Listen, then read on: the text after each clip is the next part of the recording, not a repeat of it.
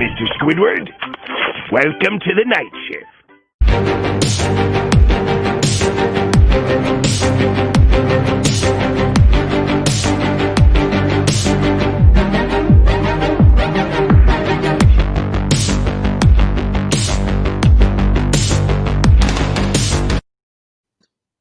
Conference Championship weekend, folks, has come and gone on this Saturday, December 19th, 2020. And welcome in, folks, to the 33rd episode of the MI6 Sports Network's late night sports talk show. That, of course, folks, is the night shift on this Saturday evening, December 19th, 2020, preparing for the Christmas holiday and Christmas special coming away on December 23rd. Per usual, folks, joined by the late night owl himself, our fellow correspondent Isaiah Leung from the home studios in Fremont, California. Yours truly, Callan McClurg from the home studios here in San Diego. Isaiah, chaos ensued today. It's going to be a very wild several hours into Sunday where, of course, we'll find out the final four that will make the college football playoff. We'll recap all those games today and, of course, the Pac-12 game from Friday and kind of also talk more about the college football playoff on this episode of the Night Shift. But more so, man, good to see you, and how we doing tonight?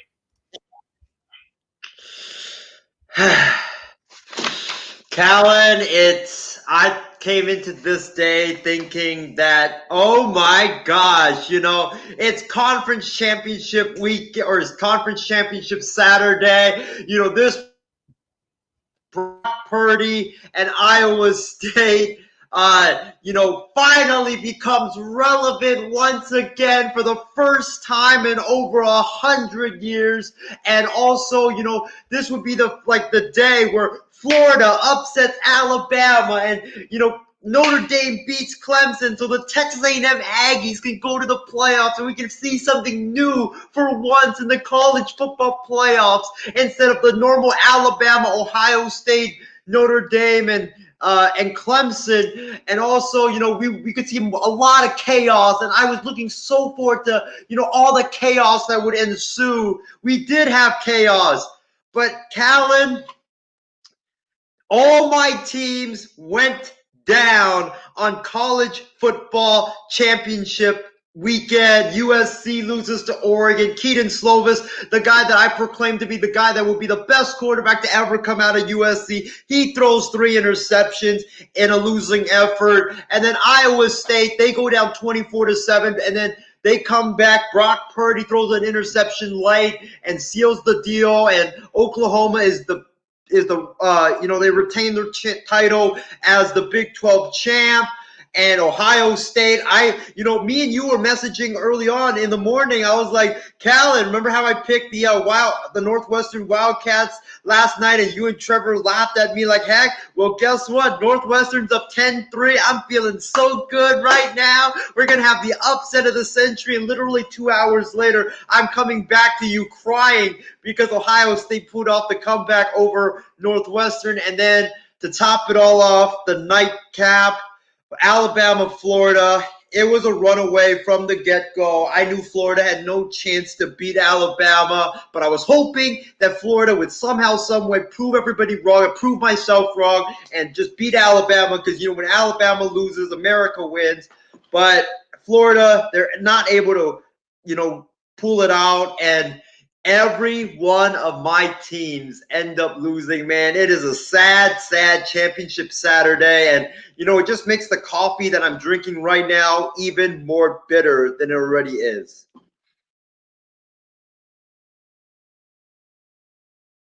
With that in mind, folks, we're going to have plenty of analysis throughout the course of the program here on this Saturday night, again, to recap some of the notable college football conference championship games, and also we'll give you as well our thoughts on what will the final standings look like for the college football playoff. Again, we have some more news, though, about the Rose Bowl game we'll get to as well later in the show. But, of course, folks, we do have one small order of business here on this program.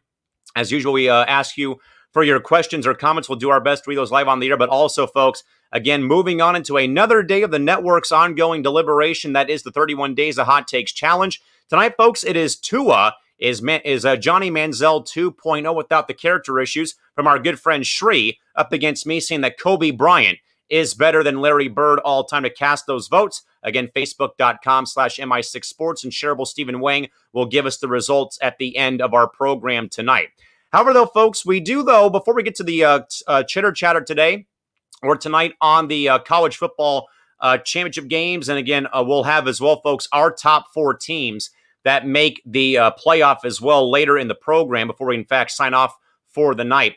But of course, Isaiah, we, though, man, are approaching the end of the year, thankfully, mercifully for a lot of us, and going into hopefully bigger and better things, though, buddy, in 2021. And of course, Isaiah, we have seen, I wanted to spend a few minutes here to kind of get this announcement out, because I know that we have somewhat teased this. I put a teaser out for something that I was talking about for the network yesterday on here. I told you guys off air, and we kind of laid out the plans, though. But once more, everybody, we are in fact announcing as of today and beginning on January 4th of 2021, after we have a bit of another break after the new year does in fact come, that, folks, we're going to be having another reshuffle of our network program lineup. Nothing too drastic, but though, 2 brand new shows will debut the first week back from the New Year break on January 4th. And of course, Isaiah, of course, we have to go through you and Martin and Trevor and Stephen Wang for approval to go this route. But I think, Isaiah, with how we have seen this network and this brand grow since late July, when, again, Wild Sports Talk came over from a different platform, and how we have added more to the list of programs with the night shift. We've, of course, have had another program debut in place of Fan Response due to a hiatus for Shareable Steve with some work stuff. And Isaiah, more so, I want to kind of get your thoughts from you, of course, kind of being one of the founding members of the network, though. It's kind of how important, though, is this reshuffle or restructuring a program going to be for viewers that, again, it's not going to be like a full-blown change. Like, there's going to be programs that are still going to be in their same spots. But again, just a couple of additions more so, to the roster more than anything else. Yeah, it's going to be very, very important, and I think it's going to be great it's going to be very refreshing for the viewers, because some of the new programs that we are adding here on the network, it's going to allow you, the fans, to interact with us. Fan Response. If you guys didn't happen to catch today's episode of Fan Response, we did sort of a trial run of what we are going to be starting in January, which is we're going to allow you, the fans, to jump on the show with us and call in and give your opinions on whatever topic that we are talking about, whether it's football, basketball, or baseball.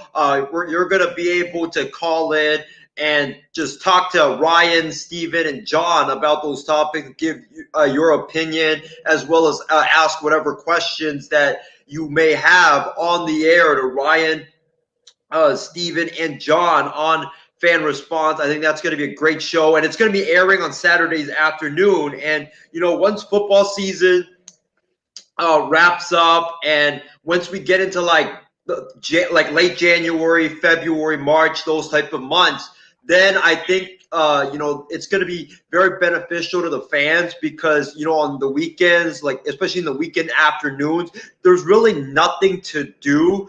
If you're not like doing stuff around the house or doing errands and stuff, like you can just call in and talk some sports with us. We'll be on in the afternoon time, and then at night, me and Callan will be back to fill you in on whatever you may have missed that happened throughout the day for the night shift.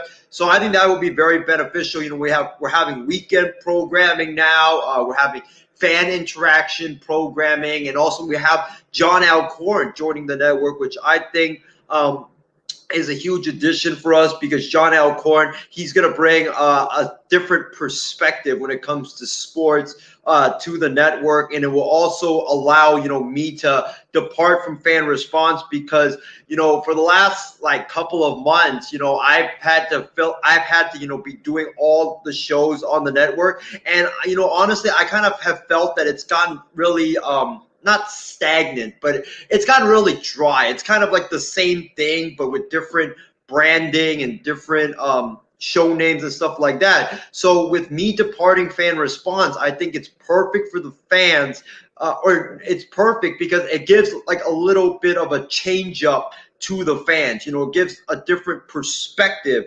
and a different opinion and a different voice for the fans to listen to, and it also is like a different setup as well that the fans can, interact with the host of the show and, give their opinions and chime in. I think it's going to be very beneficial with the changes that we have to the network.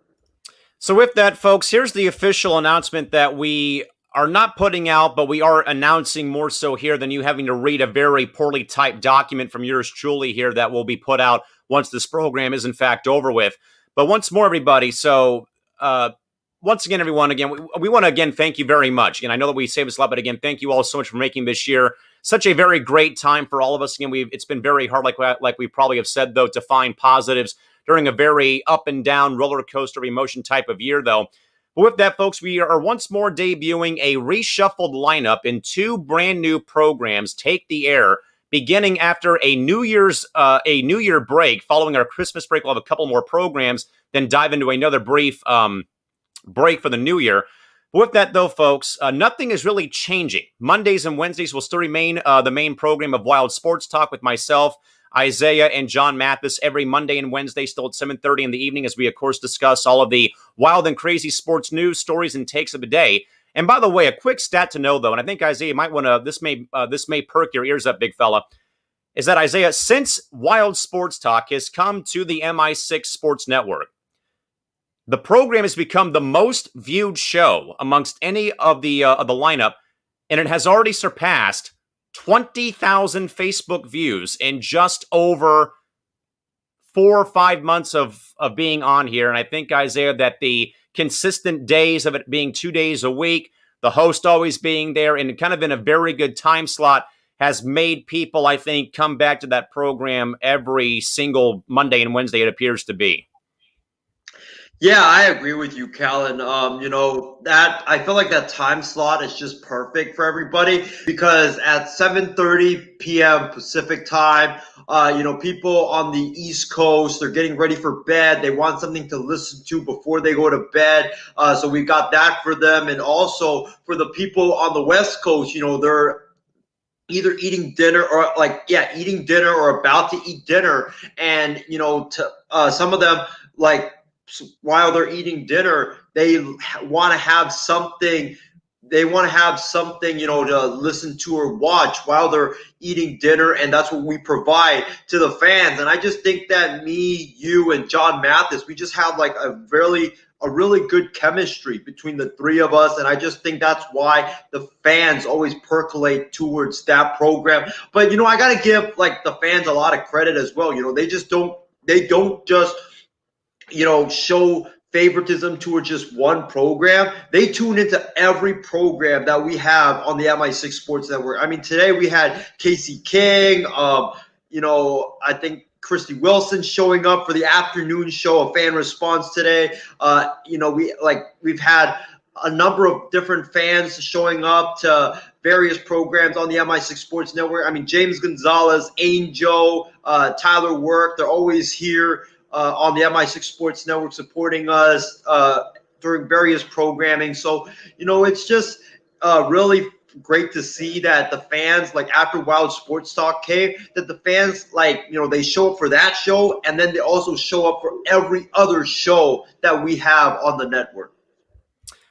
So once more, folks, Wild Sports Talk will stay in its usual window, Monday and Wednesday, 7:30 p.m. Pacific time with myself, Isaiah, and John Mathis, of course, keeping you guys entertained on a Monday or Wednesday. Then, folks, here's where part of the reshuffling does begin, and that starts with Tuesday.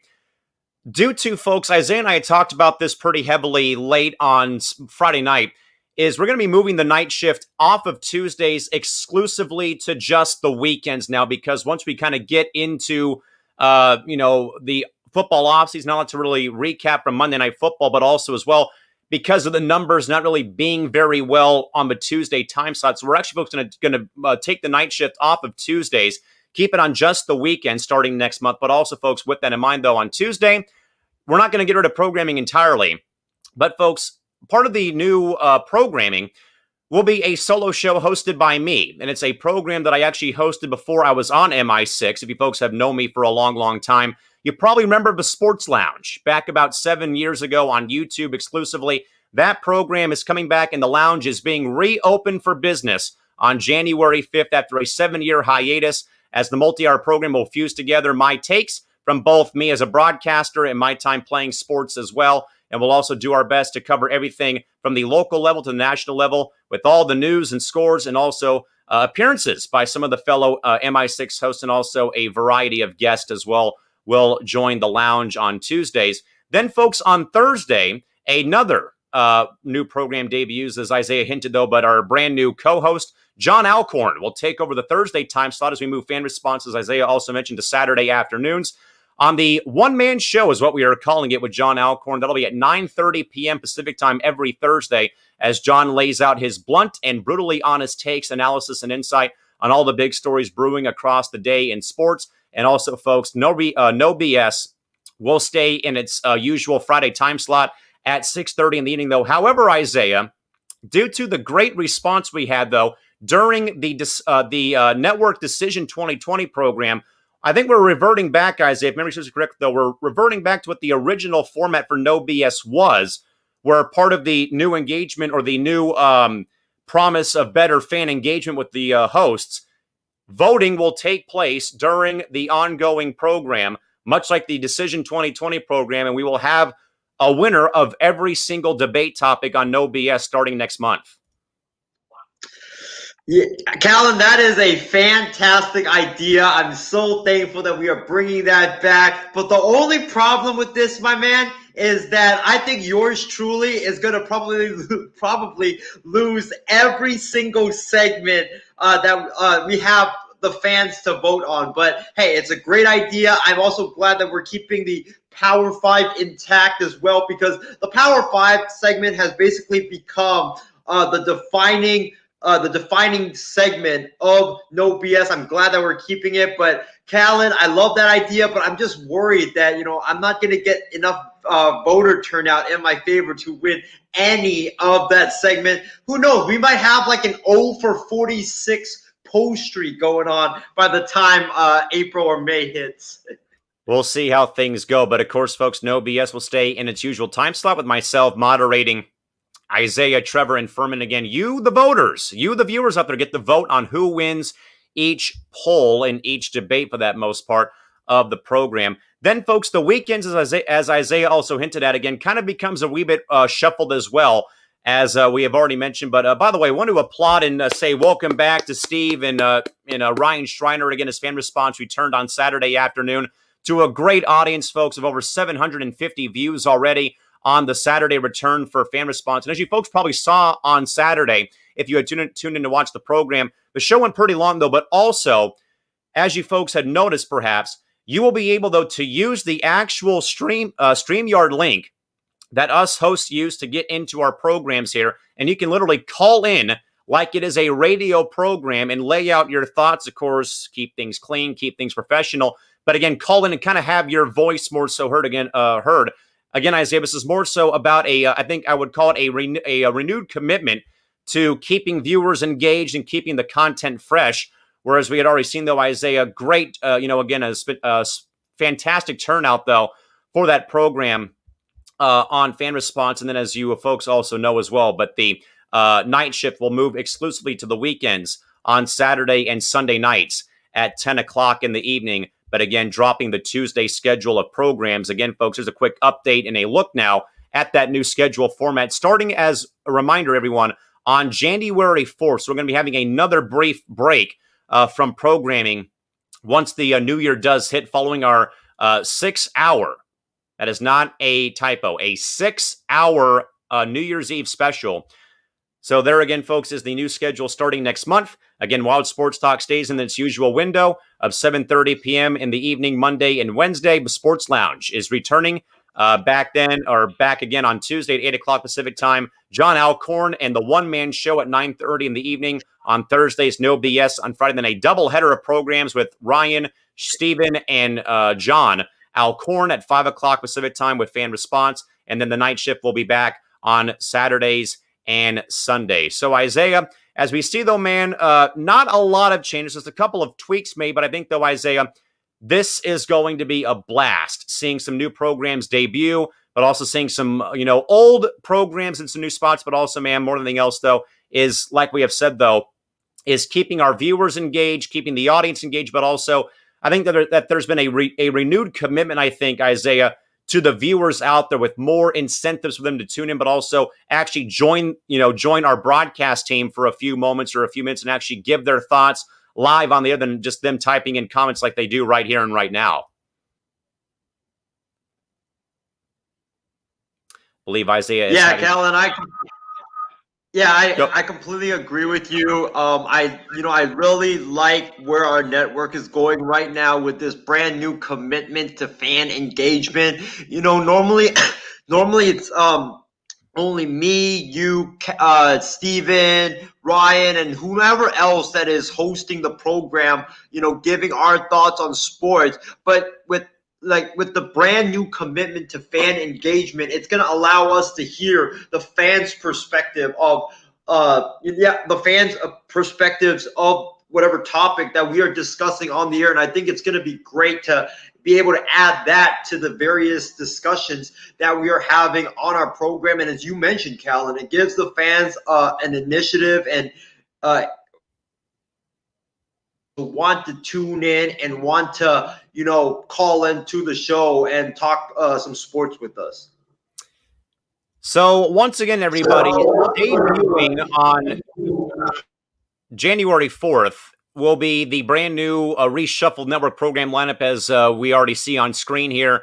But once more, if you are tuning in live or joining us via the podcast, it is Wild Sports Talk, still in its regular Monday and Wednesday time slot at 7:30 in the evening. The Sports Lounge is reopened for business after a 7-year hiatus with yours truly, Callan McClurg, solo for a multi-hour show every Tuesday at 8 o'clock Pacific time. John Alcorn also runs his own single-man show, The One-Man Show, with John Alcorn on Thursdays at 9:30 in the evening Pacific time. Then No BS stays in its usual Friday time slot at 6:30 in the evening. Then doubleheader of coverage on Saturdays with fan response with Shareable Steve, Ryan, and John Alcorn, 5 o'clock in the evening. And then, folks, the night shift moves exclusively to the weekends at 10 o'clock Pacific time, Saturdays and Sundays. Again, all that, folks, is starting on January 4th. With that, Isaiah, plenty of thoughts from the MI6 family. Angel Berrigan Jr. first chimes in that your show was one of the few bright spots in this, what is the worst year in his opinion. Tyler Work chimes in and say, very nice. Impressive numbers with, again, WST having over 20,000 views on Facebook already after just a brief time being on the MI6 Sports Network. James Gonzalez writes in to say, a daily slam dunk in regards to always tuning into the programs here. Angel also writes in, had fun being on Fan Response back in October. Actually, I should say real quick that Shareable Steve writes in from behind the scenes. His favorite WST episode is the Grant Cohn episode, hands down. The guy absolutely loves what he does and gave us really encouraging advice to succeed in this field. Steve also says, can't wait for the lounge. Again, I have thought about that idea, Steve, for a very long time, bringing that podcast of mine back after 7 years of being away from it.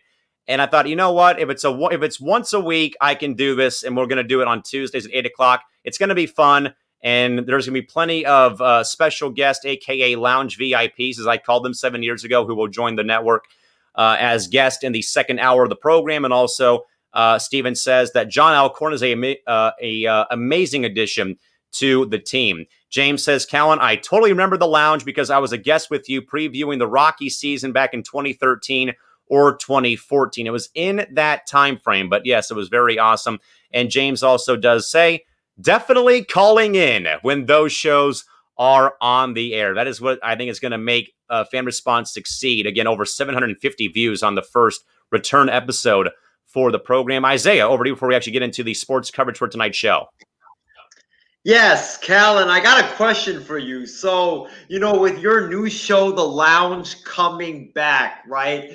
So if me or Steven or Martin or whomever else that you want to get to be lounge VIP members, what kind of snacks and drinks are you going to be providing? Because I'm kind of thinking like, I'm kind of thinking, when I'm on the show, like, is there going to be pina coladas or anything like that? Orange martinis?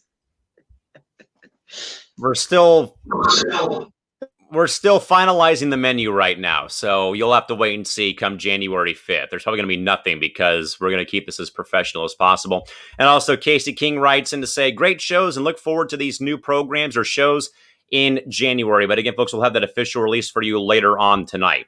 With that, though, folks, again, you folks once again can go ahead and chime in, by the way, on the bracket challenge tonight for the 31 Days of Hot Takes. Again, it's either Tua Tagovailoa being Johnny Manziel 2.0, according to Street, but without the character issues, against me saying that Kobe Bryant is better than Larry Bird all time. Again, vote for that over, folks, at facebook.com/mi6sports.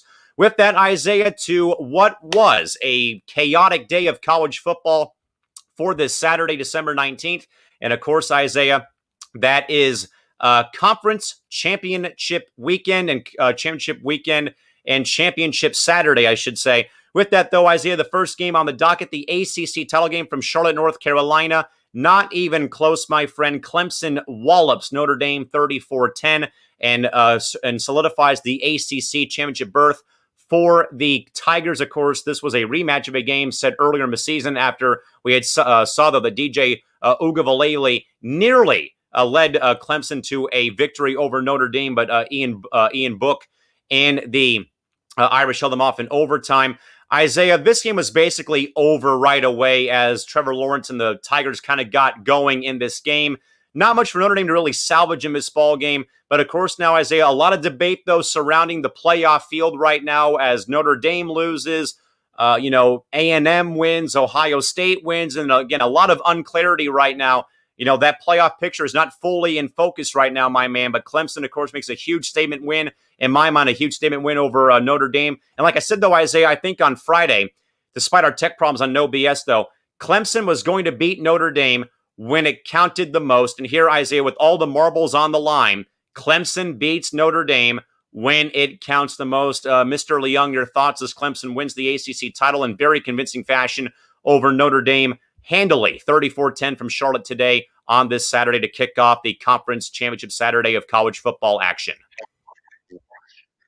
Callan, I think Notre Dame played themselves out of the playoffs. I think that Brian Kelly, who I think this past week made comments saying that, hey, we're going to boycott the playoffs if families aren't involved. Well, Brian Kelly, let me tell you something. You can go ahead and boycott the playoffs because I don't think you're going to get in, and you can go ahead and spend time with your families now because like I said earlier, I don't think you are getting into the playoffs. This was an embarrassment for the Notre Dame Fighting Irish. I mean, Notre Dame, the reason why they lost this football game was because they didn't show up to play. They laid an egg in this football game. They had so many miscues. I mean, they missed a 24-yard field goal. They had so many missed tackles. They had so many stupid penalties, like a blindside block when you don't even need to blindside block the guy, or so many like dirty late hits when the Clemson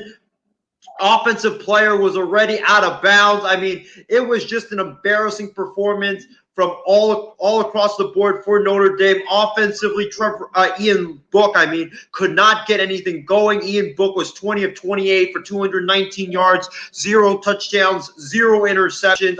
Most of those yards and completions came after the game had basically been decided. It came in garbage time in the fourth quarter. The Notre Dame running game was non-existent. Kyron Williams ran for 15 yards 15 carries, for 50 yards. Chris Tyree had 1 carry for 21 yards. There were just so many mistakes by Notre Dame in this football game. I was very embarrassed by Notre Dame's performance. I expected so much more from Notre Dame, especially in a championship game.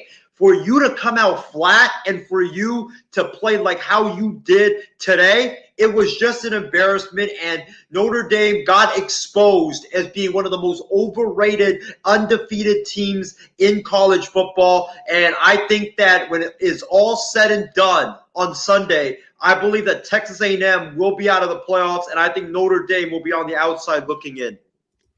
We'll see what happens. But I think, though, Isaiah, that today, though, that this Saturday is probably going to be one of the most remembered, probably in my mind, remembered Saturdays for conference championships because of the total pandemonium and chaos that ensued because of comments made, the talk of Ohio State being flip-flopped with Texas A&M prior to the championship week last week. We had talked about that on WST, I want to say, or on a different program here.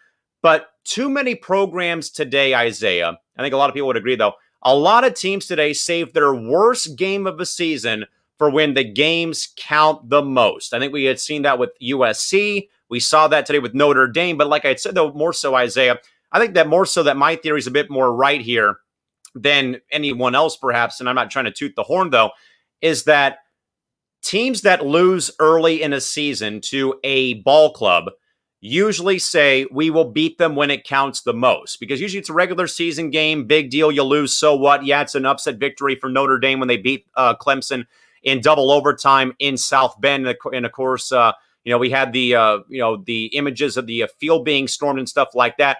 But of course, Clemson that night played with their backup quarterback in DJ Uiagalelei because of Lawrence being out with COVID.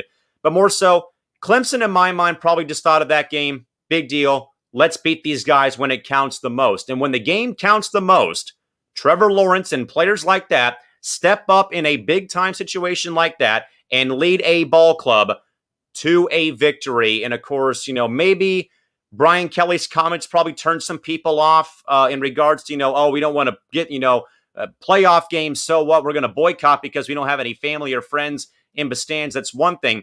But I do think, though, that something to me, though, is going to keep Notre Dame in because of the record. But I don't know, Isaiah, if that's really going to hold up, though, because as we said, though, we're going to get to we'll have our final four predictions for you folks later in tonight's program. But Isaiah, I just think, though, that more so for me today, teams that have played great all regular season laid the egg at the worst possible time of the season. Isaiah, back to you, because I think you wanted to add on more about Brian Kelly and Notre Dame. Yeah, Callan, one of the big things that happened in this game that really turned me off was Brian Kelly. You are down 34-10 in the fourth quarter of the game with about, I believe, a minute and 30 left. It's 4th and 26. You are on your own. You're on your own 40-yard line. You have nothing to lose in that situation. And what do? You decide to punt the football instead of going for it on 4th and 26 when you're down 34-10. I know it wouldn't have made a difference, but hey, who knows? If you somehow, subway, go for it there, you get it, and then you score a touchdown there, it makes it 34-17, and it doesn't make the score as bad as it indicates right now, which is a 24-point butt whooping that you got at the hands of Clemson. It would have been a 17-point butt whooping instead of 24.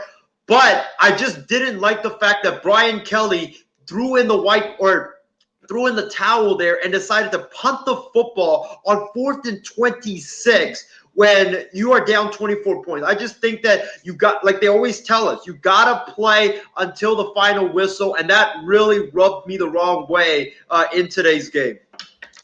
So again, folks, Clemson is the ACC champs as they knock off Notre Dame handily 34-10, the Tigers over the Irish. Plenty of thoughts, Isaiah. First from our man Trevor Williams about the Sports Lounge's return.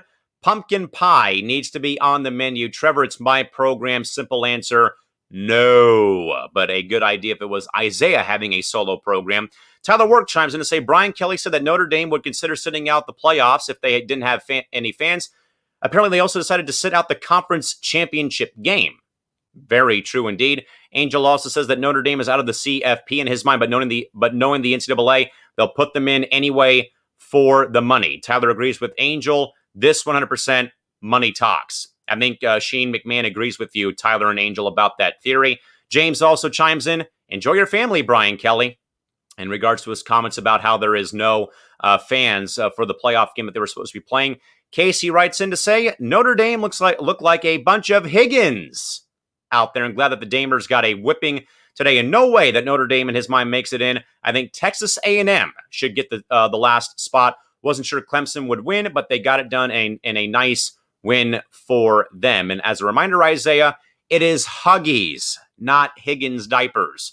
Tyler also chimes in, Clemson having all their defense healthy and for this rematch was a bigger deal than having Trevor Lawrence back in his mind, for sure. Because I think that sometimes we probably overvalue the quarterback position, Tyler, in football, pros, college, CFL, indoor football, you name it. Angel also says that Notre Dame, did a better choke job than USC last night. And James wraps up the segment here by saying, hated how the network, whom had the game, kept talking and showing the last time a school is met. Trevor Lawrence was not playing in their earlier game, and now look what happened today. That was then.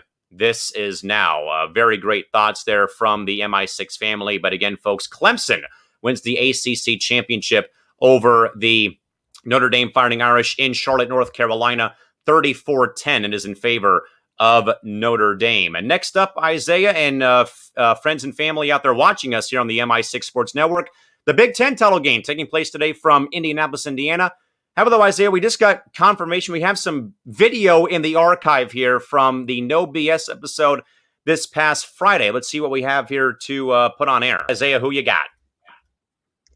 Give me Northwestern, Callan. Give me Northwestern to pull off the upset of the century and take down those Ohio State Buckeyes and end the Buckeyes dynasty. This is how Northwestern will win. Northwestern is a team that runs the ball heavily, gets into third and manageable, and the quarterback doesn't make any mistakes, and they play the time and possession game. I know Trevor is laughing his head off right now, but Northwestern, they have historically has had a great defense. They play great defense. They run the ball. They play time of possession.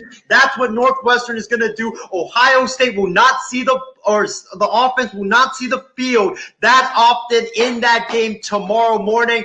Give me the Northwestern Wildcats to pull off the upset of the year and end the Buckeyes dynasty. I'm going to go with a score of 21-17.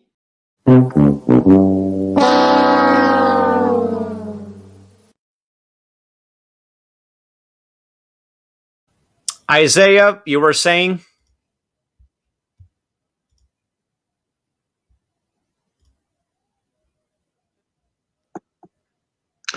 First of all, let me say this. I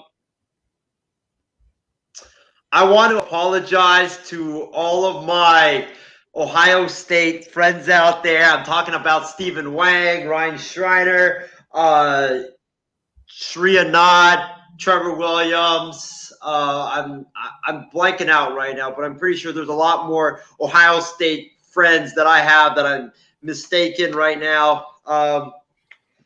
Callan, remember how that plan that I laid out right on No BS on Friday? I laid it out saying this is how Northwestern's going to win the football game.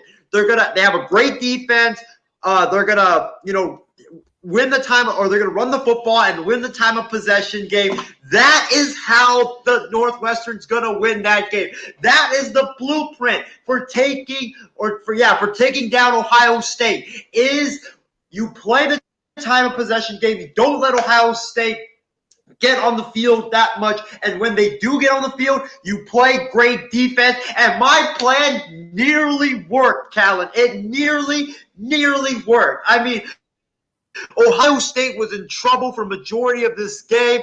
The Northwestern defense made Justin Fields look like a mediocre quarterback. He threw 2 interceptions in this football game today. The defense was suffocating that high-powered Ohio State attack. Everything was going right until the second half when Northwestern's offense forgot to show up.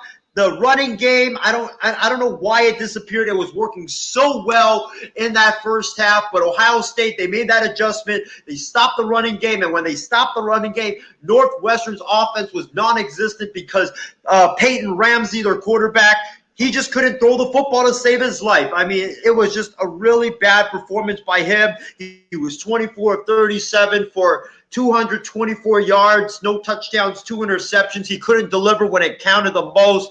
And, Callan, Northwestern forgot about Trey Sermon. They forgot about that running back from Ohio State. If they had stopped him, we would have been sitting here right now with Northwestern being the Big Ten champs, because Northwestern played really well defensively. They got after Justin Fields. They harassed him. They shut down the passing game. but they couldn't stop the running game. Trey Sermon looked like the second coming of Adrian Peterson there. He was running wild against Northwestern today. He ran 29 times for 331 yards, 2 touchdowns. That was the difference maker in this game, was Trey Sermon absolute running like a beast in this football game, and Northwestern not being able to stop him. If Northwestern could stop Trey Sermon, I believe they would win this football game, because Callan, my plan was going so well until Northwestern forgot to stop Trey Sermon, and that's all she wrote for the Northwestern Wildcats. So close yet so far for Pat Fitzgerald and Northwestern, because they had this game basically not really in the bag, but they were in control of it. But Isaiah, as you probably know, though, man, in sports, the great teams make those adjustments when they're not playing their best, and those great teams that make the adjustments usually win the game. And of course, I think that Ohio State saw what they had, though, and I believe as well that Sermon ran for a conference title game record, I believe. If someone can correct me on that stat, though, I think 331 yards is now the new record for the Big Ten championship game for rushing yards in a ball game. And I believe he beat out Zeke, I want to say, as well, in that stat category. But Northwestern, though, had it going good, though. But more so for me, though, Isaiah, it's turnovers by Northwestern, but also the great teams like Ohio State make those adjustments during halftime.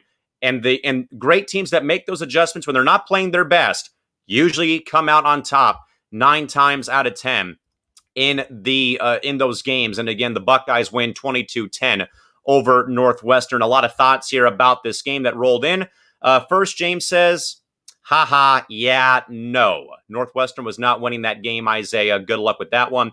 Angel chimes in. Ohio State literally got a free pass when the Big Ten changed the rule so they could have one of their schools in the CFP. I have thoughts about that I'll get into during my stance on the Final Four for the playoff picture, not because I'm a Wisconsin fan, but more so about that reason that Angel listed right down below on screen.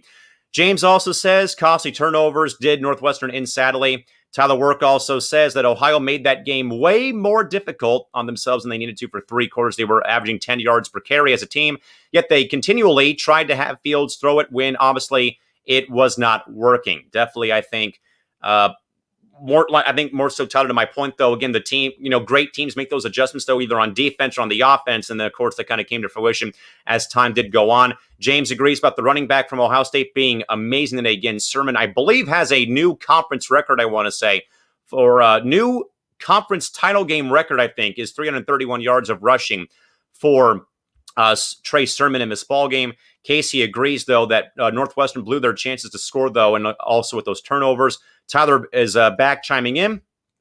Ryan Day is going to have a meeting with the offensive coordinator this week where he says, quote, yeah, we won the game, but you need to explain yourself in your play calling. Definitely, I think that there needs to be a lot of bolts that need to be tightened up on that offensive side of the ball for Ohio State. James also says, someone told me that Fields was a top 5 pick in the draft. I don't see it. Isaiah, I'll let you chime in on this one here from James. I know that we've heard a lot of, maybe rumblings about Fields being in the top 5, top 10 maybe. Do you see him being in the top 5 for as a quarterback for someone in the NFL in your mind, yay or nay? Callan, I would say yes, because right now, if you look at the landscape of the NFL, it favors heavily towards quarterbacks. You've seen year in and year out where a quarterback that was when you look at their tape, you're like, that's not a top 5 quarterback, or that's not a top 10 quarterback, and they somehow, some way go in the top 5. Just look at Daniel Jones from a couple of years ago, where everybody thought that Daniel Jones was a late first round pick. He goes in like the top 6 of the draft. So I think he will go in the top 5 because, there's every year you have just so many teams needing quarterbacks, and I really find it hard to believe that the Jacksonville Jaguars will pass on a quarterback. I mean, they've done that a couple of times already in the draft, and it's really hurt them badly. I think the Jaguars learned from their mistake, and they're going to take Justin Fields with probably the number 2 pick in the NFL draft. Very possible. I think, James, you have a very great point, though, that maybe Fields does not look like he's worthy of top 5 material, though, but with Jacksonville, Maybe Chicago, maybe he's in the top 10 somewhere for a quarterback. Who knows? And Angel actually says late first, early second for Justin Fields, more likely in his mind. But again, it is Ohio State knocking off Northwestern 22-10. And by the way, Tyler is back doing my TQN Quarantine Kings job with stats and info research. Sermon Rush for both a school single game record and a record for any conference championship game. So good to know there from Mr. Work, who is working behind the scenes for us. Thank you, Tyler, for the help there on that stat category. Next up, Isaiah, over in the Big 12 today from AT&T Stadium down there in Arlington, Texas. Oklahoma survives Iowa State 27-21 as this game got very, very interesting, though, but sadly, costly mistakes by your boy Brock Purdy cost the Cyclones a bid at their first conference championship in 99 years as the Sooners win 27-21 today. Isaiah, great game, though, but I do think that the score probably doesn't do enough justice, though, that Oklahoma nearly blew this very big lead, though, but Brock Purdy sadly kind of kept the Cyclones stuck in the mud, though, on offense today. Isaiah, overall reaction to Oklahoma's victory over Iowa State in the Big 12 title game on Saturday. What do you got?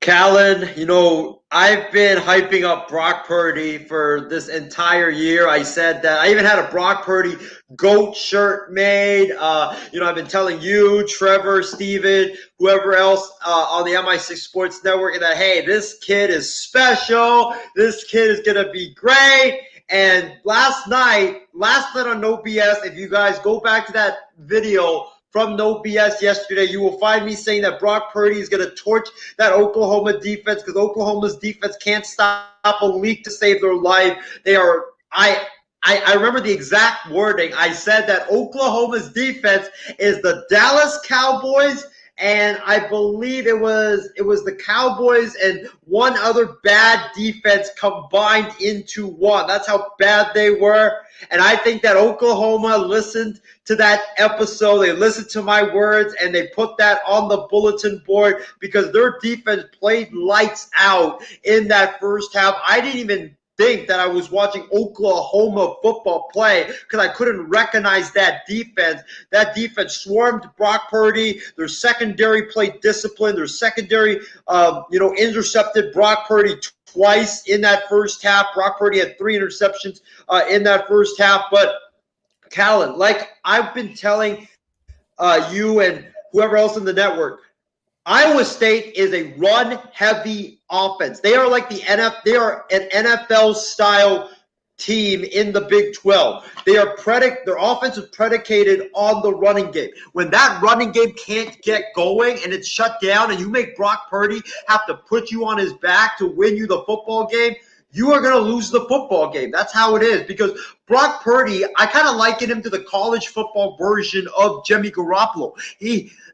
He's a guy that's not going to be able to put you on his back and win you football games by himself. He needs the entire team to step up around him to win you football games. And look, if you look at the stats, Breece Hall, they're very talented running back. He ran the ball 23 times for 79 yards, 2 touchdowns. Oklahoma did a fantastic job of shutting him down. I mean, he averages over 130-plus rushing yards every game, and for him to only get 79 is amazing. I think in that first game against Oklahoma, he ran for over 150 yards, so they basically cut that in half. And then Brock Purdy, 27-40, 322 yards, 1 touchdown. But those 3 interceptions were the biggest killers for Iowa State in this football game. And that is why we're sitting here right now with Oklahoma being the Big 12 champion once again instead of Iowa State. It's because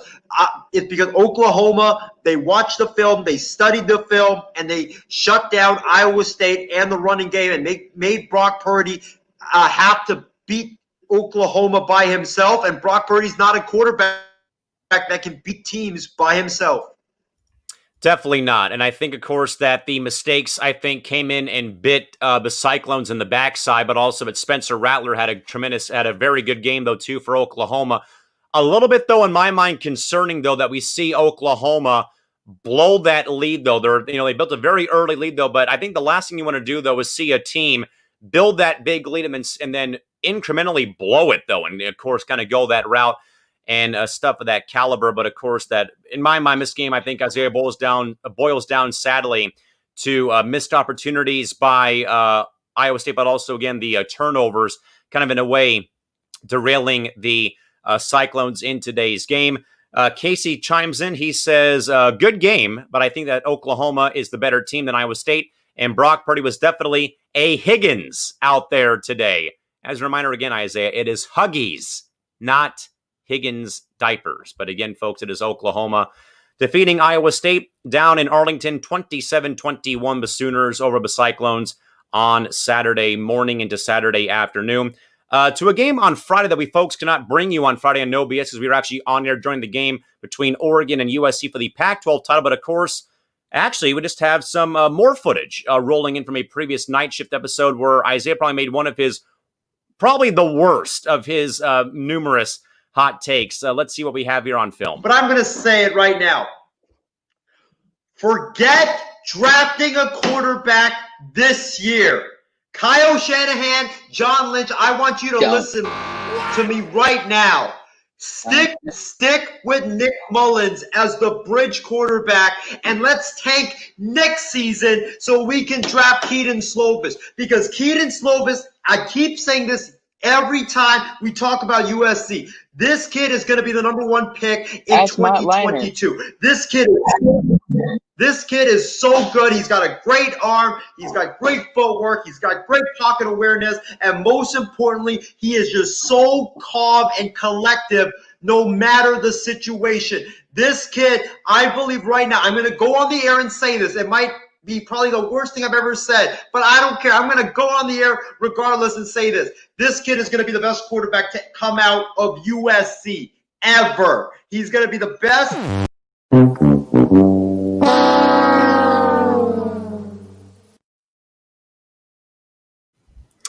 Well, Isaiah, I believe you owe Casey King, James Gonzalez, Jonathan Mathis, and the fans of the University of Southern California football program a massive apology. Callan, where do I start, man? I mean, this...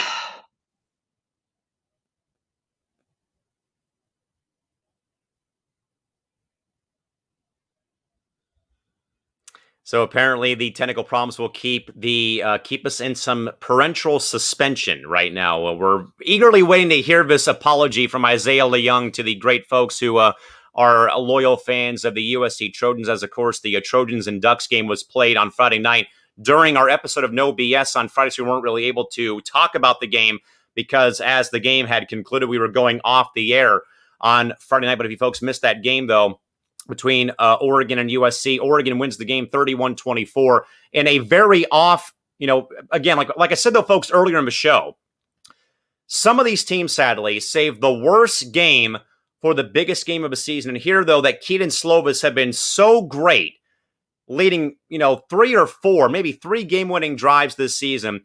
And he sadly cannot pull another rabbit out of the hat, though. But in return, though, the Trojan loss, though, I think, sadly falls at number 9's feet, from my perspective, because of the own self-inflicted mistakes that really the Trojans had to endure on the offensive side of the football in this game. The interceptions, the miscues, starting a lot of their drives deep in their own territory, and that they let Oregon run the tempo of this ball game. And that, I think, is what really, I think, killed SC in this game, set them back in this game, and that they never got the rhythm going on offense. And I think more so, I think it's a bit more magnified, though, of course, because of how Slovis had played in other games pre this game, but also that sometimes, though, folks, I could vouch for this, that majority of the time, though, in certain games, that the pressure does, in fact, get to players. Now, I know there's no fans in the stands at this game, or there were no fans, though. But at the same time, if you've not been in that type of a big-time situation, you're playing in a Game 7, a elimination game, or a game like this where you're playing for a championship, sometimes the adrenaline is there, and sometimes you kind of get in your head. I've been there a couple times. I'm sure if you played sports out there that you have kind of also been in that way, though, where the moment's a little bit too big for you. To me, to me, watching Slovis play on Friday, the moment looked to be a little bit too big for him in my mind, because like the pressure, the stress level kind of being up there, but also that he just didn't look very comfortable, and he never got comfortable and never got a good rhythm and pace going. He was very, I think, out of sorts in this game. I think that the early interception, I think, was a backbreaker for Slovis, and he has 2 more backbreaking interceptions as the game progresses. And sadly, it's a young quarterback or a young player who probably has not had a lot of that consistent big stage play. Again, that may sound ludicrous to you, but if you've been there like I have, there's pressure, but also that there's times where you're a little too tense and that the moment gets a little bit out of control. It's a little bit tough to probably keep the emotions in check, though, and you probably are off. Either throws are short, throws are long, throws are intercepted. And you don't really have a good feel for yourself, and that it sadly happens. I don't want to pin this all on Slovis, because I think that Oregon, won this game by turning those turnovers into points. But also, they really did a great job, though, of locking down a lot of the big weapons for USC, and Tyler Shug had a phenomenal game, though, for Oregon, and getting people involved, though. I think that Oregon wins this game, outright. But sadly, though, for me, it's seeing an athlete or seeing a player, again, who's not had a lot of experience on that big stage, a championship game, a playoff game, a winner-go-home situation that crumples under the pressure.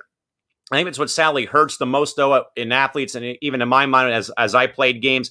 You lose one game, you lose a game, it's one thing. But losing, though, when it's magnified with the chance to win a championship, move on to a playoff game, move on in the postseason, that's what I think hurts the most, though. And I think this will be a great motivating factor, and I think that Kedon Slovis will bounce back, though, from this next season. Sucks, though, but you know what? Sometimes things do happen for a reason. Plenty of thoughts here on this as we wait for Isaiah to get back inside with this in mind. James says, so disappointed in USC, was worried about Oregon, though. James, was probably even, honestly, this may sound ludicrous as well, my man. If this was Washington, who did in fact win the Pac-12 North, I believe, but due to, again, the COVID issues around the program, they couldn't play the title game. I would think, though, that Washington probably would have, if the same Slovis showed up, UW would have won that game as well, I think, very handily at this rate. With that, folks, Isaiah is back. Isaiah, you have to explain yourself, my man, because you owe a lot of people at USC a huge apology. Go for it, man.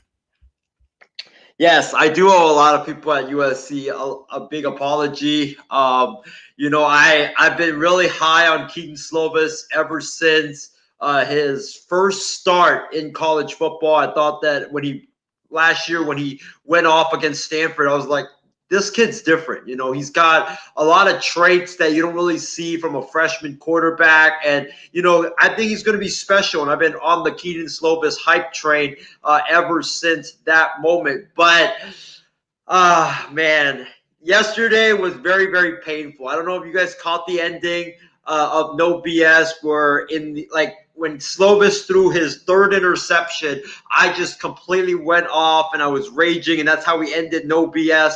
But listen, USC, I don't think this loss is entirely on Kedon Slovis. I think that Kedon Slovis, yes, I think that this Kedon Slovis has to shoulder like half of the blame.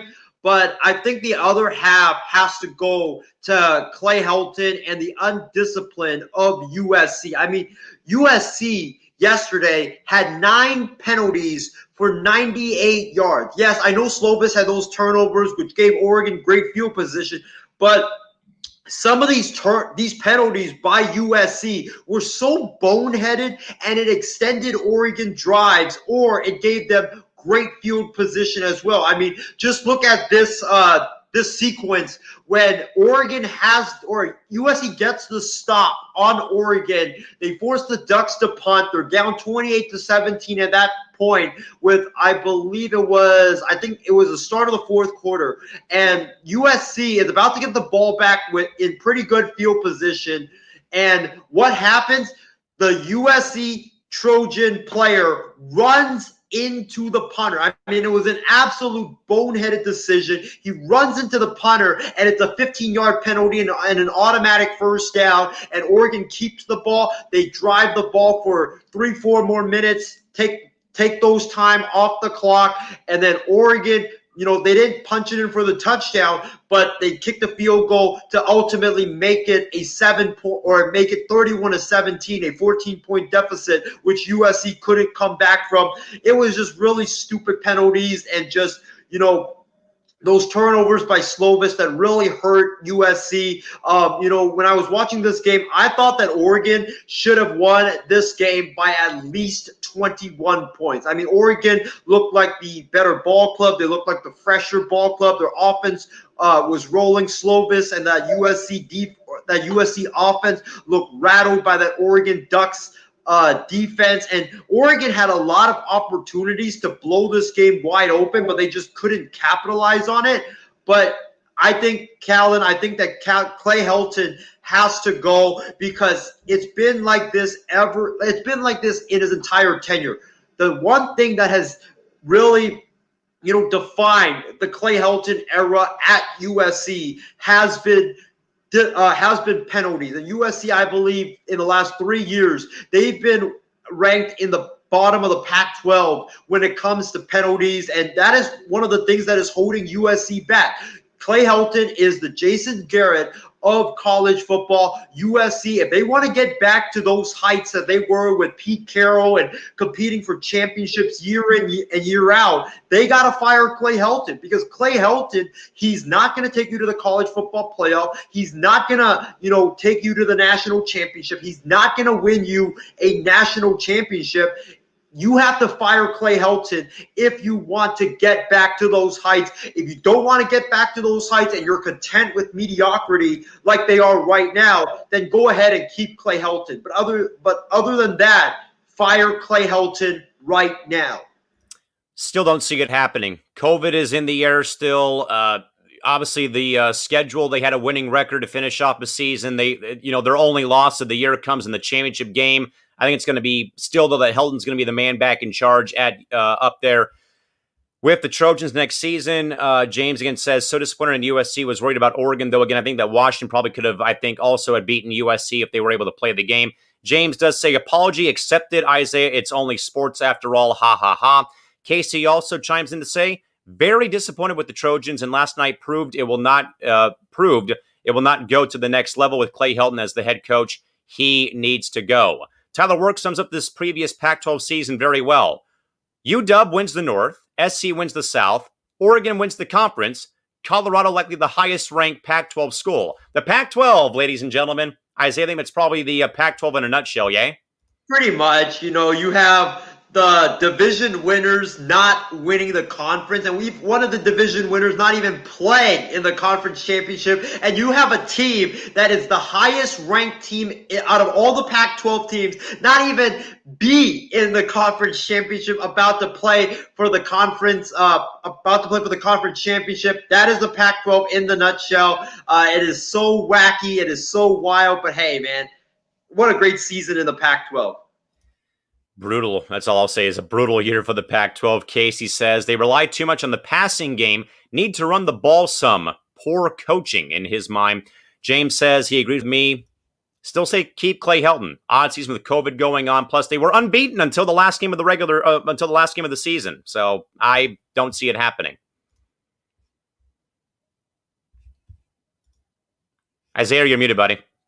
I'm sorry, I turned on the camera instead of unmuting or pressing the unmute button. But if you watched USC games this year, Callan, USC should have been at least 1-4. They should have at least lost 4 games. I mean, that Arizona State game, they got lucky as hell in that game. 3 minutes left, they're down by 13 points. Arizona State had a 99.8% chance to win that football game. Majority of the times, you're not going to win that football game. So that should have been a loss. Arizona should have been a loss if the Arizona wide receiver had gone out of bounds at the 1-yard line, which instead of scoring the touchdown, which left 1 minute and 18 seconds left for that USC high-powered offense to come back on the field. If he had gone out of bounds. We've been talking about USC starting the season potentially 0-2 or at 1-1.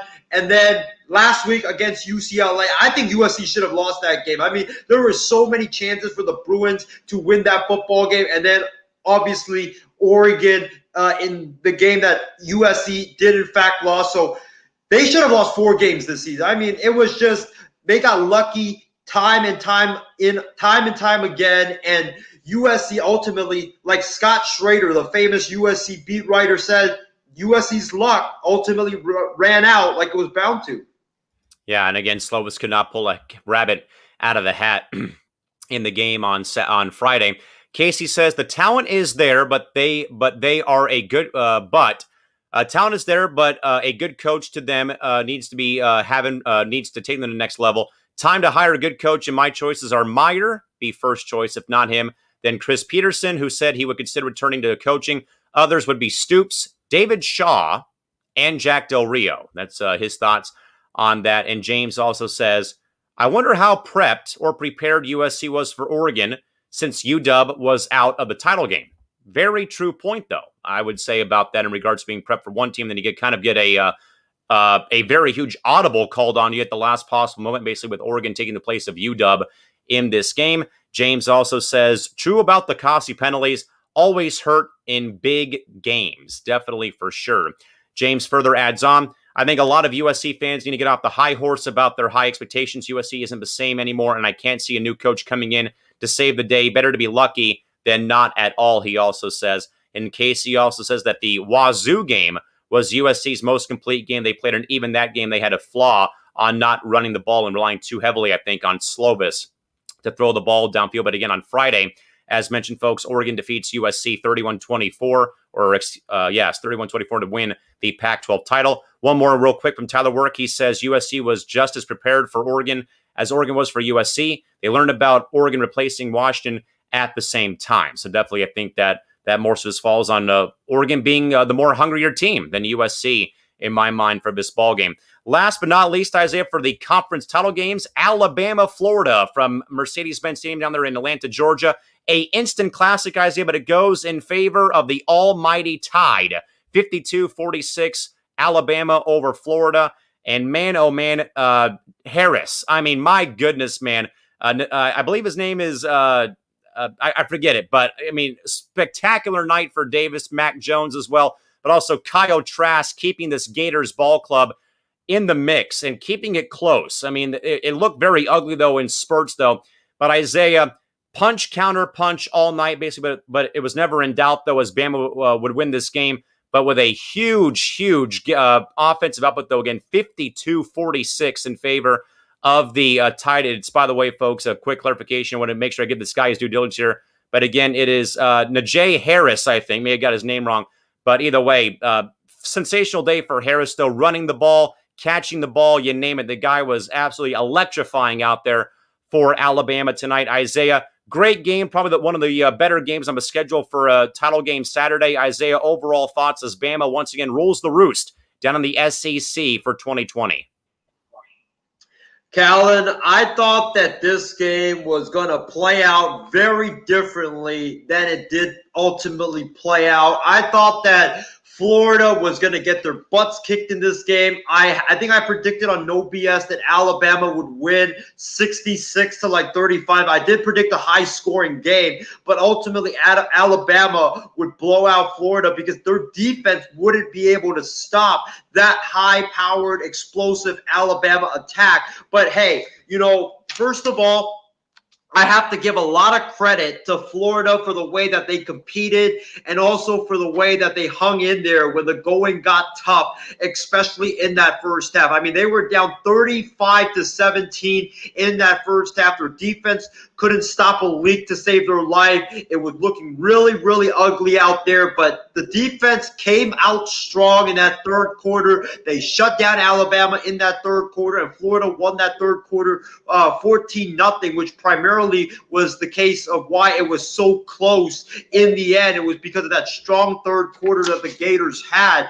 But Callan, I know that we don't give out participation trophies and there's no moral victories in sports, but still, this season, Alabama has been unequivocally the best team in college football. Nobody got close to them by less than 10 plus points. I mean that's how electric this Alabama team was, and somehow, some way, through all the ups and the downs, Florida somehow manages to only lose by 6 points. I think that is a major, major accomplishment.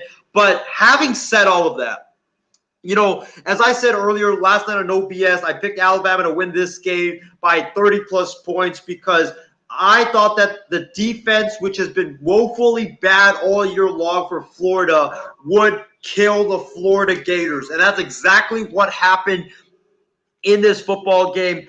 Florida's offense was terrific all night long. You mentioned Kyle Trask, Callan. Kyle Trask balled out. He showed why he's going to be one of the top quarterbacks taken in the upcoming NFL draft. And the Florida wide receivers, I mean, my gosh, they were making Alabama's secondary look foolish all night long. It was like grown men versus kids when it came to the Florida wide receivers versus the Alabama secondary. Cardavius Toney, I think that's his name, Grimes, Kyle Pitts. These guys are special, and they're going to be a force to be reckoned with for years to come, whether it's back in college football or it's in the NFL. But again, like I mentioned, it was the defense that killed the Florida Gators. This Florida Gators defensive scheme, they put a huge emphasis on the defensive line harassing the quarterback and having major success dominating the line of scrimmage. And when they aren't dominating the line of scrimmage and they can't get to the quarterback, they are going to get exposed because the back end of their defense, and I'm talking about the linebackers in the secondary, they're extremely weak. And you saw that tonight. They looked confused. They looked out of position all night long. That's why Alabama's wide receivers just had so much wide open space to work with all game long. I mean, Florida, they just couldn't get a stop. They could not get that crucial stop when they needed to get a stop the most. I mean, the offense was doing their thing, but it just comes down to Florida not being able to get that stop that they needed to get in crucial moments, and that's why Alabama is the SEC champ. Most definitely, and I think I had said that very frequently in the MI6 host chat, Isaiah, was the third down defense really, I think, killed Florida in this ball game, but also how poetic, though, for the game to end on a game-ending sack of Trask with how that Alabama defense. I even wrote, though, I think, Isaiah, as well, is that Trask had no time to throw the ball in this game. Mac Jones, I know he got sacked a few times, Isaiah, but he had time and more time to throw the ball because of his offensive line. Kyle Trask was a moving target out there for this Tide defense. And again, how poetic, though, if their defense ends the game with a sack. No timeouts left, and they end the game sacking Trask. And again, Najee Harris had a phenomenal game, though. I think he even set the conference title game record for touchdowns, or tied the record, I think, for touchdowns in a game with how he played in this ball game. And again, Alabama, once again, folks, rules the roost down in the SEC with their 52-46 victory over the Florida Gators. James agrees with me. He says, Callan, I agree. Just wanted Florida to be in the game with a chance. And it looked grim, though, but they had a very good, second quarter, third quarter, more so the third quarter.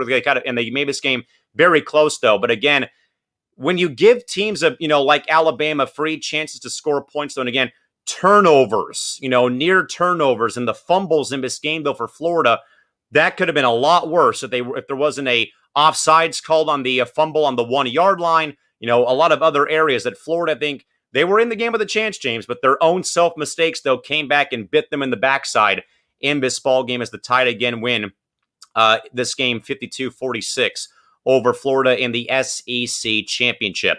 Now, Isaiah, one constellation game today involves 5th-ranked Texas A&M obliterating Tennessee in Knoxville 34-13. The Aggies win. Now, of course, Isaiah, this comes on the heels of a story that we had broken, though, about earlier in the week or maybe last week, that the College Football Committee has considered flip-flopping Ohio State before they, of course, won the title for the Big Ten on Saturday, with Texas A&M. Isaiah, does the victory today by A&M over a woefully bad volunteer football program, and along with Ohio State beating Northwestern in the Big Ten title game, simple question, does the A&M victory at least give them a small glimmer of hope to crack the top 4, yes or no? Well, Callan, I think that it not only gives them a small glimmer of hope, I think they make it into the college football playoff because I think Notre Dame played themselves out of the college football playoff with that embarrassment of a performance that they put out today against Clemson. But Texas A&M, they played phenomenal defense in this game. They ran the football really well. Callan, he's kind of like Brock Purdy in a way where he's not asked to do that much for his football team. All he just has to do is not turn the football over and move the chains on third and manageable when you get a chance to do that. So that's what Texas A&M's offense is predicated on, and that's where their team is predicated on. Tennessee, they're woefully bad, as you mentioned. They got curb stomped all day long. I think ultimately when the committee meets tomorrow, I think that Texas A&M is in the playoffs, and I think the reason being is because Notre Dame, they lost by 24. Texas A&M, a team that the committee has really, really liked all season long, and they even put out a statement, I believe it was last week, where they said, when asked about that loss by Texas A&M to Alabama, in which A&M lost, I believe it was 52-24. They lost by 28 points. The committee said, and I quote, "We are going to I'll paraphrase actually. We're going to excuse that loss because Alabama is unequivocally the best team right now in college football. There has been no team that besides Florida that has been able to hang with Alabama. Everybody's been getting their doors blown out by Alabama, so we're going to excuse that loss."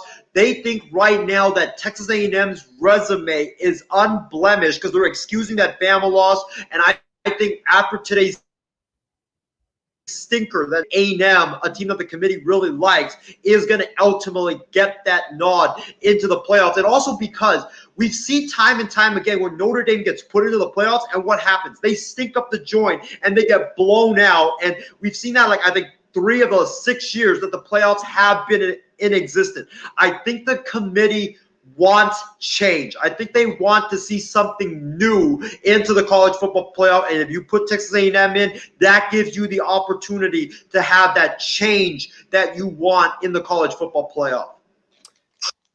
With that in mind, Isaiah, give us your final 4. What do you believe in your perfect world is the final 4 in your bracket for the college football playoff selection?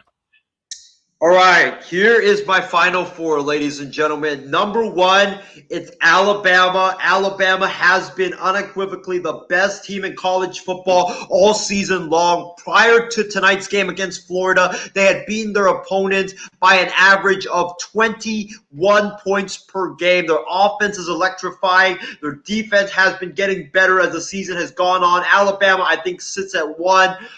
Number 2, I would go with Clemson because Clemson today, with Trevor Lawrence back, with all their defensive starters back, they look like the second best team in college football. It was a great performance by Clemson all across the board today.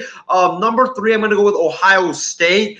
And the reason being is because Ohio State, even though I wasn't really impressed by the Buckeyes' performance, they only won by 12 points against a Northwestern team that hasn't really been that good this season. They've been all defense, but their offense is woefully bad. I expected more from the Buckeyes, but still, they managed to pull it off, so I got to put them in as my 3rd team. And number 4, I'm going to go with Texas A&M. I think Texas A&M ultimately gets into the playoffs because of Notre Dame's stinker. I'm going to put the Aggies in as the 4th seed in over Notre Dame. So I've got Alabama at 1, Clemson at 2, Ohio State at 3, and then Texas A&M at 4.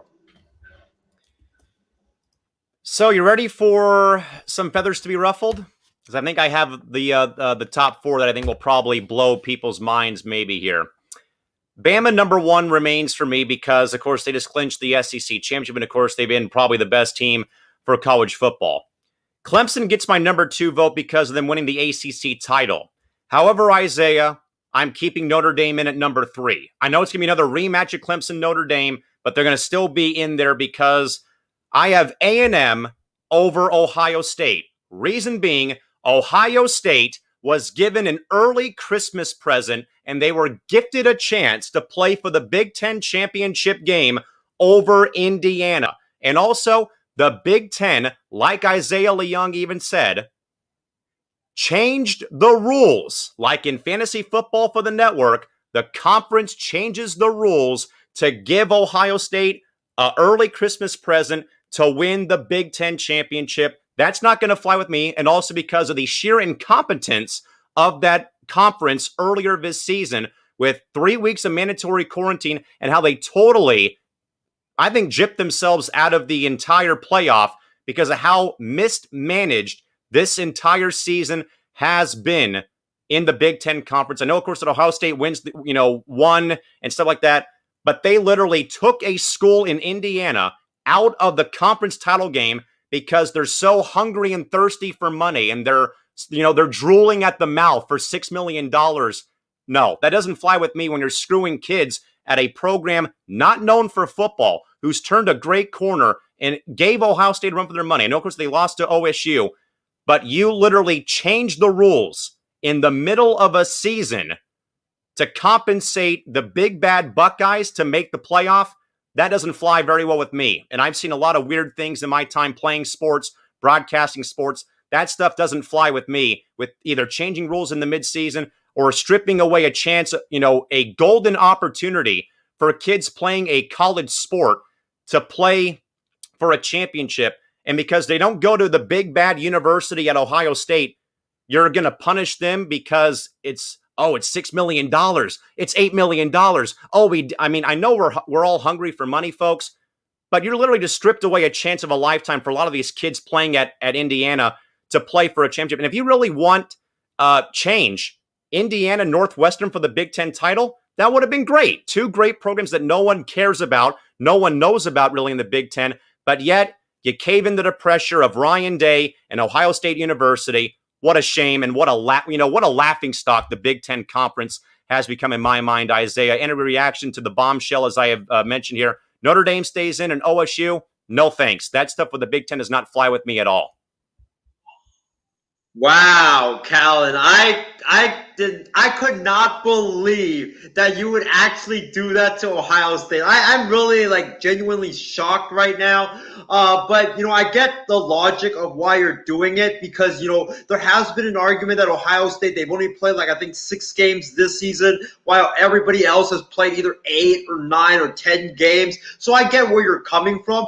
But Callan, I do want to switch my top 4. I'm not switching the teams. I just want to switch the order because I thought of it, thought of my top 4 again, and I want to honestly actually put Texas A&M in front of Ohio State because this committee, as we've seen throughout the years, they are about what can generate the most money. And I don't think Alabama, Texas A&M, if that rematch, that is not going to generate a lot of money, a lot of revenue, and people aren't really going to be tuning in to watch Texas A&M, get their brains beat out again. So I think that right now what I have is Bama at number 1, Clemson at number 2. I'm going to go A&M at 3, and then Ohio State at 4 because I think Nick Saban versus that high-powered Ohio State attack, that Alabama offensive attack versus Ohio State's high-powered attack. I think that's a game that everybody is going to be tuning in to see Alabama versus Ohio State, and then you have Clemson versus Texas A&M, a matchup that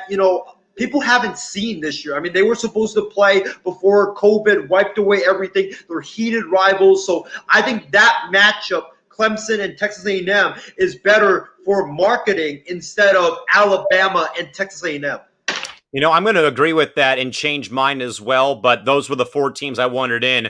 But I would probably, I think, reverse as well. I'd go A&M at 3, Notre Dame at 4. Do I think avoid the repeat again of Clemson, Notre Dame, A&M, and Bama. But also, I think as well, Isaiah, I think I think it's fair for us to do that though, because it's kind of like in baseball. We saw the Padres and Dodgers play each other in the NLDS this year. Like, you don't want to reseed and not like have them play someone else. I thought it was very weird, but definitely we'll see how things go. But again, folks, for me though, at least, no chance of Ohio State. Yeah. Congrats on the Big Ten title, but again, you were gifted that championship by your conference again. And again, shame on the Big Ten Conference for their sheer incompetence over the past several months. Not because Wisconsin didn't make it, but it's like, seriously, you're going to take Indiana out of the title game because it's all about Ohio State? No, I know life isn't fair, but come on now. It's a pretty terrible job, if you ask me. Again, stripping away a chance of a lifetime for those kids playing at Indiana. Tyler says, so you're going to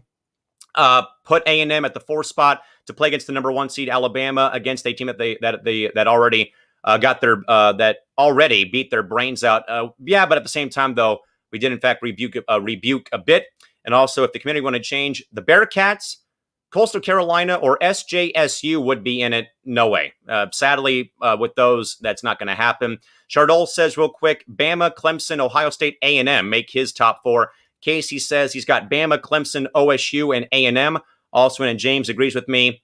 Agreed, Callan, if only life was fair. I mean, I get that, but more so, James, it's a lot of pent-up frustration, though. Again, not because I root for Wisconsin, but it's the entire conference as a whole with how they treated this college football season, dragging their feet through the mud, 3 weeks of quarantine if there was an outbreak amongst the program, and no built-in bye weeks. Very painful job done by the Big Ten this season. And also, Casey says, I do agree, though, with Callan that Indiana got screwed and should definitely be in the Big Ten championship game, as the Hoosiers and Cats would have been a good game for sure. Shareable Steve says that Clemson did beat A&M 24-3 last season, and he has Bama, Clemson, Ohio State, and Texas A&M, and he's asking me why I have the Irish over Notre Dame. Simple again, sadly, Steve. I don't want to, single you out, but once more, OSU was gifted the Big Ten title basically when they made the announcement of they're going to take out Indiana, but also changing the rules in the middle of a season. I know it's 2020 and we're so this happened, but Stephen, to me, that does not fly. That does not fly with me. And I've been playing, you and I have played sports. I think that you and I would both be the same way, where if you and I were stripped out of, a baseball championship or a cross-country record because of something stupid like that, we'd be pissed. That's how I feel about the Big Ten Conference taking Indiana out because they're money hungry and they need to have a big name school like Ohio State. And I want to rain on your alma mater, man, but that is where I'm coming from. And they also, again, they changed the rule like 2 weeks before the season ends to let Ohio State into the mix to play for the conference championship. I don't get it. And that just does not fly with me. That does not fly with me that you change rules. Looking at you too, Isaiah, for fantasy football, that you change the rules in the middle of a season. I know it's 2020, but that does not fly with me that you're screwing out, players at a program, again, who's not been known for football. They've turned a corner, and that is, in fact, things, are for me at this rate. Also, Steven says that the Bearcats got screwed as well as they dropped below 4. That was also a lot of, a load of crap as well at this rate. And also, Tyler says they need to call it the Invitational rather than a playoff because the committee is going to make up their own rules with no consistency on who gets in, which I think, Isaiah, goes back to my point, though. There is never, ever going to be a squeaky clean or picture perfect college football playoff system at this rate.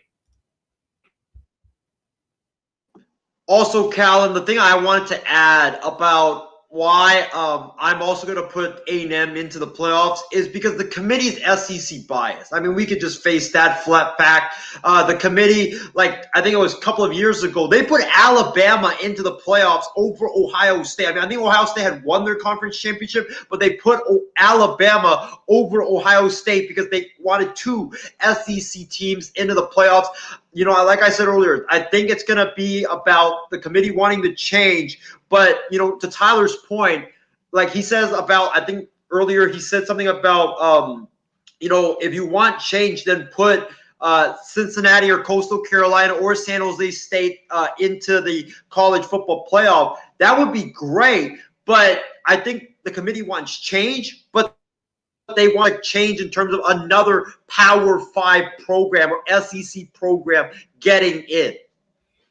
Yeah, I mean, like I said, though, it more so to me again is just it proves my point though that there's never going to be a perfect way to have a college football postseason. Basketball is perfectly fine. Baseball, softball, soccer, you name it. All those sports are basically all the same. Steve says that Cal, I understand, man, but it's about the top four or the best four teams, not the fairest four. I get that, but still the Big Ten, though, I think still, to me, though, Steve, the Big Ten, though, basically in my mind, they screwed themselves, though, more than Ohio State, screwed out Indiana, because I know that they won the game in the regular season, but that the Big Ten, I think, hurt themselves more because of the late start and all the, loony rules in place. But yes, I do think that Ohio State's going to get in, though. But to me, it just doesn't seem right. And again, I know, of course, that it's one thing or not, but I think that James is right, though, because what the Big Ten did, I tend to drift away from the corruption of the NCAA, especially college football scene, which once again goes back to my theory that there will in fact be no perfect system to do a college football postseason. And Tyler counters his point by saying the committee wants change, as in dollars and cents, not change with the Bearcats, the Spartans of San Jose State, or Coastal Carolina. And James also says, as I said earlier, on Saturday, we'll like to see an 8-team playoff, just like the NBA does for their postseason.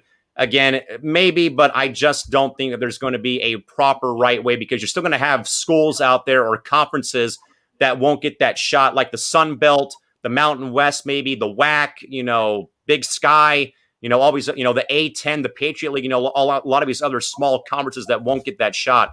But again, it is what it is. But again, folks, the final rankings, though, will come out tomorrow. And Isaiah and I are probably both going to be wrong on how, in fact, the Final Four does conclude. With that, though, everyone, we'll get to our final thoughts for tonight's program on this Saturday night.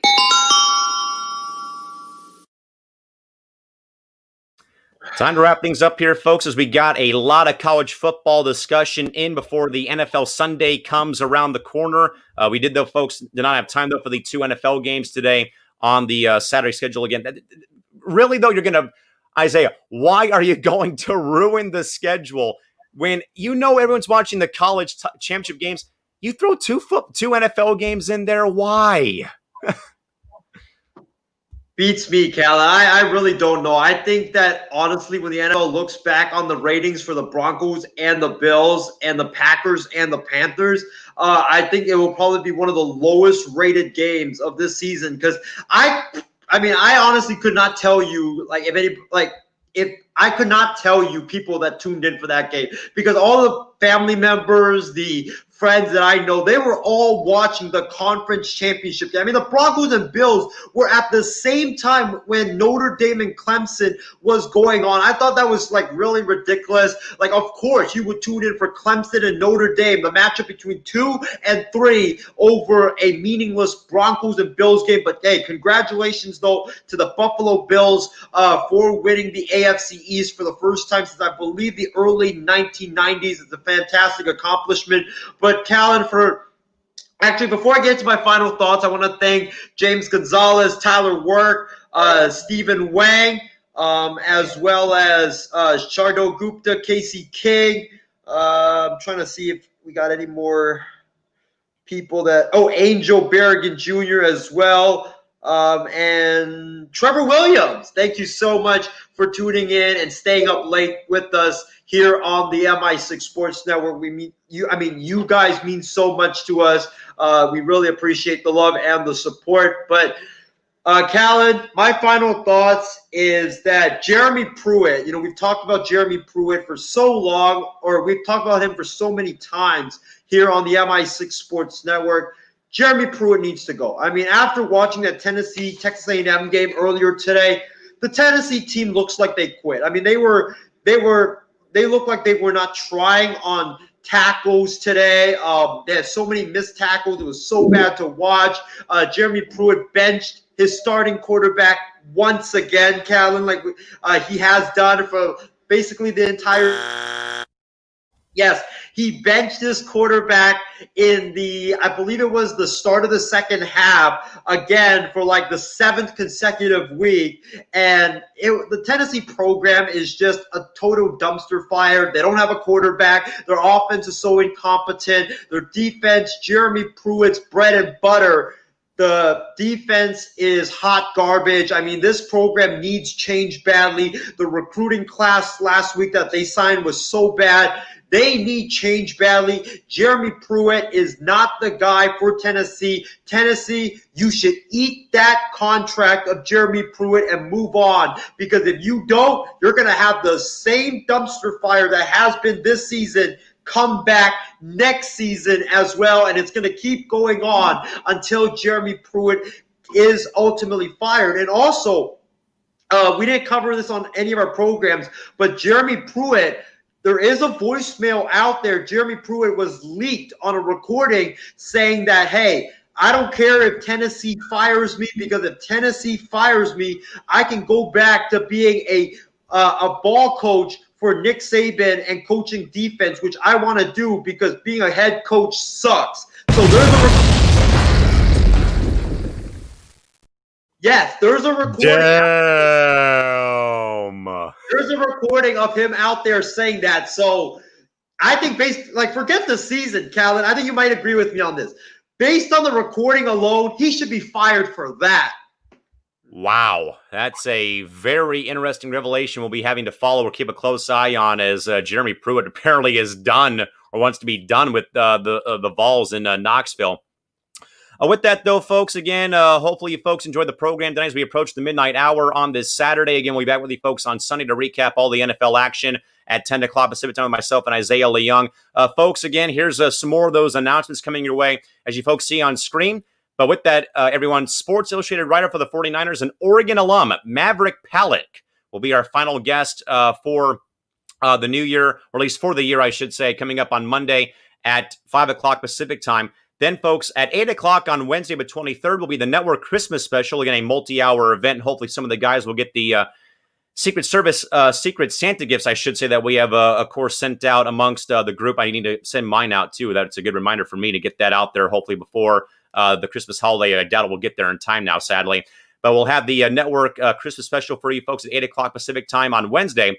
Then, folks, as a reminder, Isaiah, looking at you specifically here, coming your way, folks, on Christmas Eve up until the December 27th, there'll be no programming, Isaiah. No programming. Christmas Eve, Christmas Day, day after Christmas, or the Sunday following Christmas on the 27th. We'll be back with you folks on Monday the 28th. Then, of course, Isaiah, we confirmed it last night.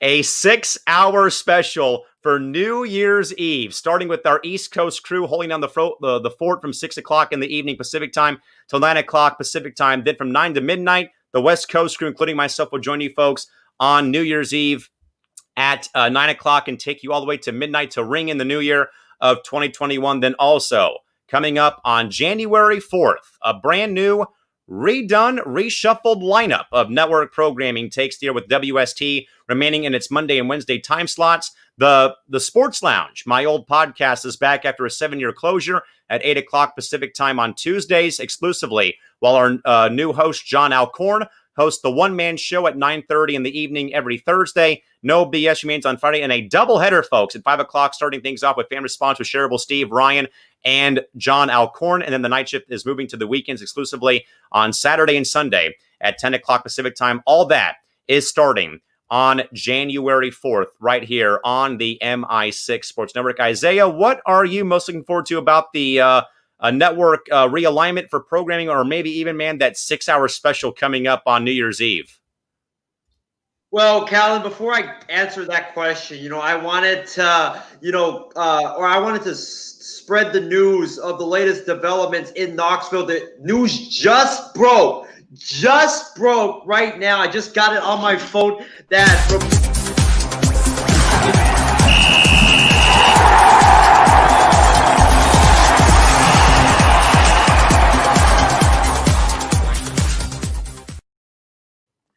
So we've been talking to y'all about how Jeremy Pruitt, he has been a really bad coach for Tennessee this season. And, there's a a recording out of him bashing the program and saying he wanted to go back to Alabama and be a defensive coordinator. Well, the latest reports from footballscoop.com is that Jeremy Pruitt and Tennessee, the Tennessee football program, is now under investigation by the NCAA for reports illegal recruiting tactics. Illegal. What? They are now, just look at Callan's face right there. He's in so shocked by this. But Pruitt, if he hasn't been under so much fire already, he is now under investigation for illegal recruiting tactics. So